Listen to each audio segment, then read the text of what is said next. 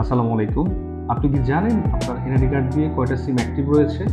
যদি না জেনে থাকেন, আজকে চলুন আমরা শিখে নিব কিভাবে অ্যাক্টিভ সিম বের করতে হয়। এর জন্য আপনাকে চলে যেতে হবে মোবাইলের ডায়াল প্যাডে। সেখানে গিয়ে টাইপ করুন *16001#, দেন আপনি সিম 1 2 যেকোনো একটা সিলেক্ট করতে পারেন। এরপরে আপনার এনআইডি কার্ডের শেষের 4টা ডিজিট এখানে টাইপ করুন,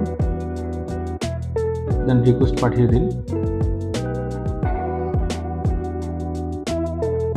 রিকোয়েস্টের পর ফিরতি একটা এসএমএস এর মাধ্যমে আপনি জানতে পারবেন আপনার এনআইডি কার্ড দিয়ে টোটাল কতটি নাম্বার রেজিস্ট্রেশন করা হয়েছে।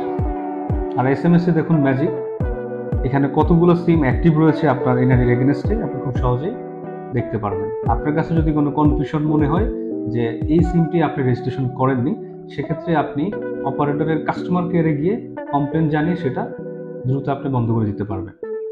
সো আজকের ভিডিও কেমন লাগলো অবশ্যই কমেন্ট করে জানাবেন। দেখা হবে নতুন কোনো ভিডিওতে।